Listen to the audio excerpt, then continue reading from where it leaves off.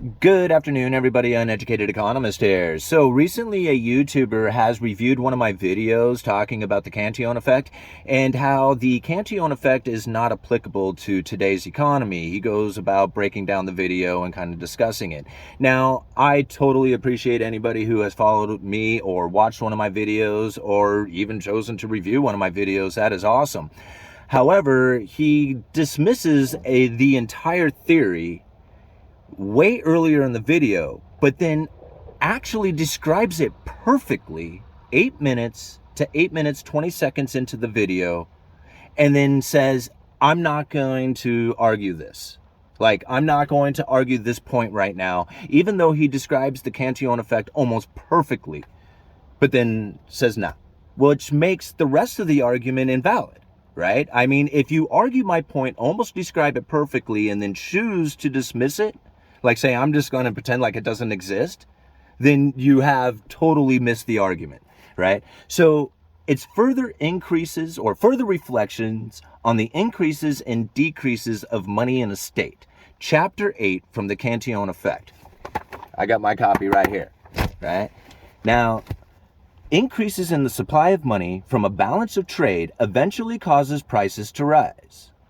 This in turn puts pressure on domestic producers and increases imports. The result is that the balance of trade is reduced and eventually is negative. The Cantillon price species flow mechanism, which demonstrates the reason for the tendencies for equilibrium in the international monetary flows. A balance of trade can result in economic power, but this also causes the economy to lapse into luxury and decline.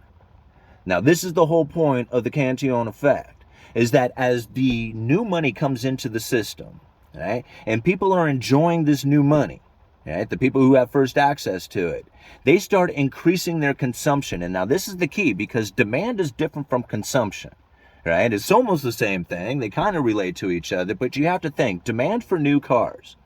How many people are going to get new cars? People who are increasing their wages, people who are increasing their standard of living, and people who are now coming into the new society. These are the new ones, whether it's an increase in population or foreign immigration or the increase in standard of living. This is the way that the demand for new cars comes.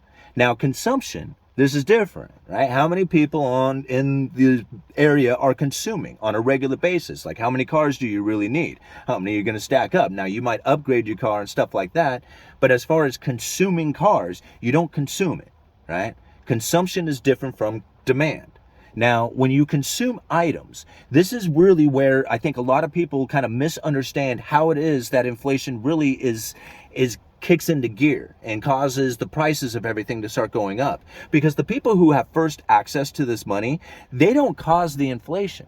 In fact, the money flowing through the system doesn't even really cause the inflation. What causes the inflation, the price inflation that we see, is the uptick in consumption. As people get the money, right? The first people get the money, it's just like, man, I used to eat one steak. Now I'm going to eat two, right? I'm going to eat 2 steaks for dinner from now on, right? The increase in consumption because they have the money to do it.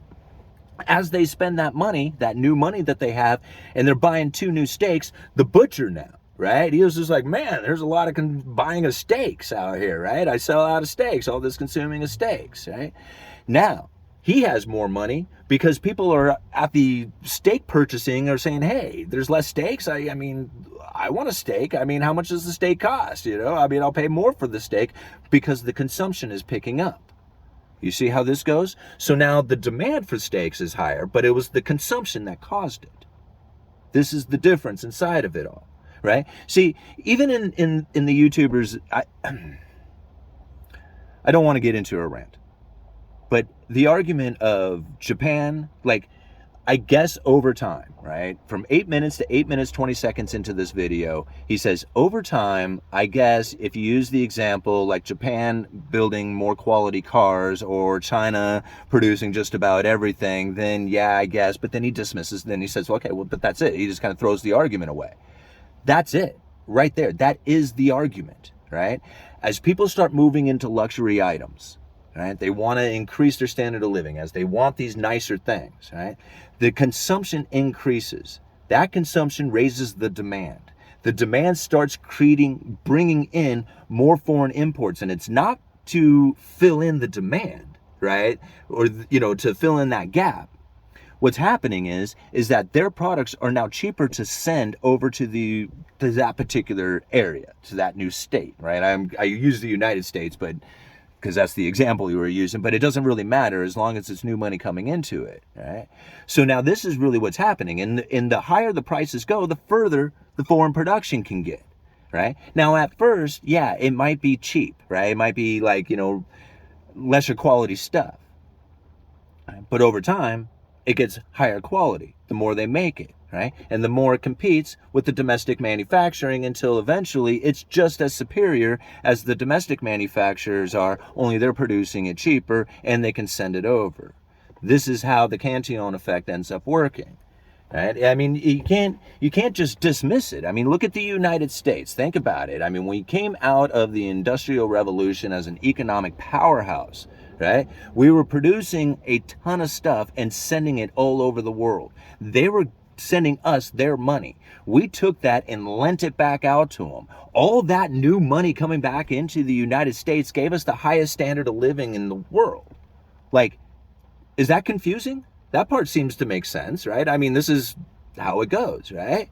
And now as people were enjoying this increase in standard of living, they started really enjoying the luxury items out there. I mean, think about it. How many people talked about it? It used to be one income could raise a household with, a house and a family and all the other stuff, and everybody could, have this really happy, joyful life, and it only took one income to do it because the standard of living was that much better than the rest of the world, right? But as we continue to produce this stuff and send it out, we found that this increase in standard of living had us competing with the domestic manufacturers with foreign imports. I mean, I remember they make fun of it on the, that 70s show. Remember? They were like, making fun of Red Foreman for buying the Toyota, right? And he was like, well, it's a good car, it's a fishing car, it's a cheap car, whatever. And they were like, having the argument back there in the 70s, right? Because this was during the time when they were finally they were getting out of the domestic manufacturer, moving into the foreign imports. And the more the new money comes in, the more we do that. And now the new money comes in from borrowing, right? We used to be a manufacturer, right? That's where the new money came from. But now we borrow. We borrow all this money. And how do we have a job here in the United States? We borrow this money, buy cheap crap, and then sell it to each other. Like, what if we didn't have that cheap crap coming in? What would you do for a job, right? I mean, if you didn't have, most of the jobs around, right? I mean, other than, say, maybe working at a restaurant or lumberyard, but even most of the stuff I sell in the hardware store comes from China. What would I sell? There would be nothing to sell because we don't produce it, right? If we produced it, then I would understand. It would be one thing if the argument was we're filling in the gap of production to the demand, right? Because we produce all this stuff in the United States, we could totally produce it for ourselves, and then we have to bring in this foreign import to fill in that gap to meet the demand that's taking place at the time. Okay, let's wipe out all foreign production and let's see how long we can last as a domestic manufacturer of our own goods. We could probably eat, because we're a pretty decent manufacturer of food, but it would have to be everybody farming for themselves, because everything that is used to go into modern day farming has foreign production tied to it.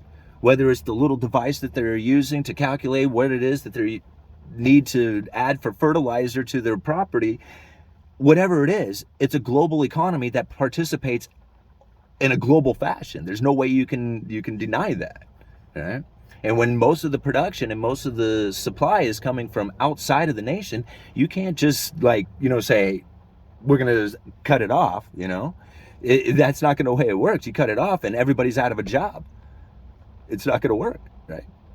So this is really how it goes down. When the new money comes into the system, you're going to find a separation between the rich and the poor. Why? Because the people who have first access to it are going to become rich. All right? They're going to buy into stuff. And now you see it plainly, argumentatively, so clear. When they put out all those stimulus packages, everybody got a shot at money. Everybody got some. I mean, I'm listening to people talking about being on unemployment, getting enhanced unemployment checks, not paying rent, just living it up, right? I mean, they're just thinking, man, this is the greatest thing ever. All these people got this money, but what happened to the rich during that time? right? They left us. The top 1% gained an additional 25% of wealth, while the bottom 1%, I think, went up like, I don't know, it was less than 10 or something. I can't remember what it was, but it was just a few percentage points comparatively, right?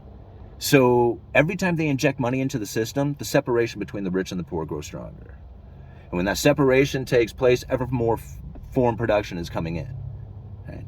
Now, there is a way of fixing this. There really is, right? And the way you deal with this is by cutting off all luxuries, working hard to pay off debt, right? Start producing and repairing things that are made here in the United States, right? Not indulging in anything that's like beyond what it is that's your necessities. Basically feel a lot of pain, right? Now, that's not the way it's going to go down. Nobody's going to do that, right?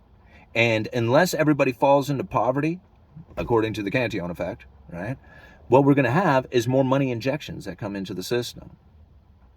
And as that new money injection comes into the system, we're going to find ever expanding separation between the rich and the poor, and ever increasing amounts of people diving into luxuries. Think about it. Why don't we make cell phones here, right? What do we make here? I mean, think about what we do make here and if it's adequate, right, for our standard of living that we live.